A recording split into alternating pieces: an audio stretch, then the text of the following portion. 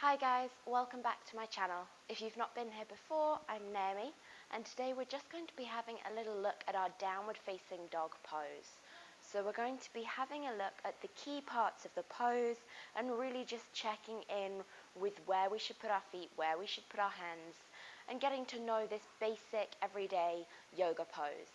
In a lot of our flows, a lot of our sequences, basically every yoga class you do, you'll come into downward facing dog.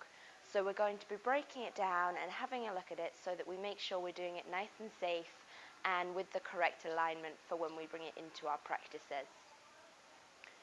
So when you're ready, to start with, we just set up the hands. So we're going to take those hands just wider than the shoulders, just a little tiny bit wider. Spread the fingers as wide as you can. Really spread those fingers out. The middle finger points forwards, and make sure that you're taking weight into the index finger and the thumb. So really pressing weight into the insides of the hands. Often we find that the insides of the hands lift and the weight comes onto the outside. If you can, bring the weight onto the insides of those hands. Then when you're ready, tuck the toes, push the hips up and back, lengthening out through the whole of the spine.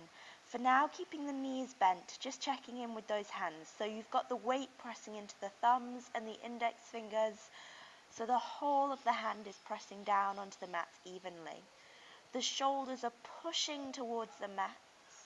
And then if you want to take it deeper, stepping the feet further back, sending the heels down towards the mat, coming into your downward facing dog. So the feet are hip width apart.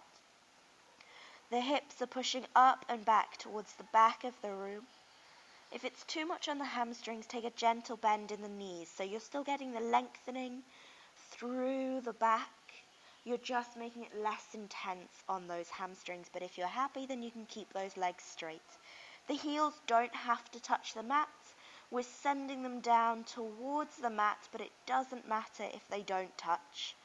Trying to draw the lower ribs in a little bit, so we're not caving through the chest.